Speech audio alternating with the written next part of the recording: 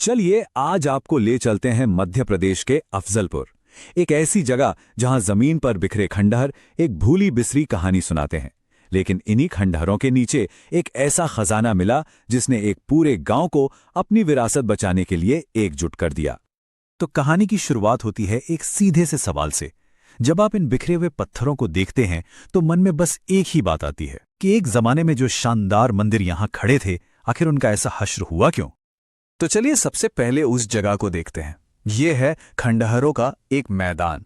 ये जगह है मंदसौर का अफजलपुर, जहां का आप कह सकते हैं हर एक पत्थर अपने आप में एक अनकही कहानी समेटे हुए है। और जरा अंदाजा लगाइए, ये जगह कितनी बड़ी होगी। ये कोई छोटा मोटा इलाका नहीं है। हम बात कर रहे हैं लगभग 4 वर्ग किलोमीटर में फैले एक विशाल मैदान की। सोचकर देखिए, इतने बड़े एरिया में जमीन के नीचे न जाने कितने ही राज दफन होंगे। तो सवाल यह है कि इस विशाल मैदान में आखिर मिलता क्या क्या है।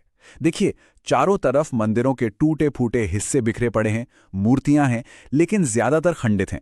एक पुरानी बावड़ी भी है और खुदाई में एक बहुत ही सुंदर दरवाजा, जिसे तोरण कहते हैं, वो भी मिला है। ये सारी चीजें मिलकर ना एक ही तरफ इशारा करती हैं कि यहां कभी एक बहुत ही खुशहाल और कला से भरपूर सभ्यता रही होगी, जो आज बस इन खंडरों में ही सिमट कर रह गई है। मगर इतनी तबाही और बर्बादी के बीच एक चीज थी जो लगभग सही सलामत बच गई। और सच कहूं तो यही वो खोज है जो इस पूरी कहानी का सेंटर पॉइंट है, इसका दिल है। और ये है वो खोज, सूर्य प्रतिमा। 13वीं सदी की ये मूर्ति बलुआ पत्थर से बनी है, भगवान सूर्य की एक बहुत ही अद्भुत अनोखी मूर्ति। और यही इस जगह की सबसे बड़ी, सबसे कीमती खोज मानी जाती है। पर इस मूर्ति की कहानी में एक और दिलचस्प मोड़ है, वो है इसकी पहचान का सफर। आपको जानकर हैरानी होगी कि शुरू में तो हमारे देश के पुरातत्वविद भी इसे पहचान नहीं पाए थे। सोचिए, फिर लंदन की एक महिला जिनका नाम एलिजाबेथ था, उन्होंने इसकी पहचान की और बताया कि ये असल में भगवान सूर्य नारायण की प्रतिमा है। और अब जाकर ये अनमोल धरोहर स्टेट आर्कियोलॉजी डिपार्टमेंट के प्रोटेक्शन में है। लेकिन रुकिए, कहानी यहां खत्म नहीं होती। असल में कहानी का सबसे बड़ा मोड़ तो अब आता है।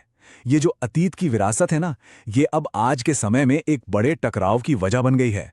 एक ऐसा टकराव जहां एक पूरा का पूरा गांव अपनी पहचान बचाने के लिए खड़ा हो गया है। तो मामला यह है कि यहां 2 पक्ष आमने सामने आ गए हैं। एक तरफ है एडमिनिस्ट्रेशन, जिनका कहना है कि भाई ये मूर्ति बहुत कीमती है, तो इसे सुरक्षा के लिए मंदसौर के म्यूजियम में रख देते हैं। और दूसरी तरफ है अफजलपुर के गांव वाले, वो कहते हैं कि नहीं, हमारे भगवान हमारे पास ही रहेंगे। और सिर्फ इतना ही नहीं, वो तो अपने गांव का नाम अफजलपुर से बदलकर सूर्यनगरी रखना चाहते हैं। और हुआ ये कि जब एडमिनिस्ट्रेशन ने मूर्ति को ले जाने की कोशिश की, तो गांव वालों का जो जज्बा था वो सच में देखने वाला था। उन्होंने इस बात का जबरदस्त विरोध किया। और ये चीज साफ दिखाती है कि उनके लिए ये सिर्फ एक पत्थर की मूर्ति नहीं है, ये उनकी पहचान है, उनकी विरासत का एक जिंदा सबूत है। पर यह कहानी सिर्फ एक मूर्ति या गांव वालों के संघर्ष तक ही सीमित नहीं है।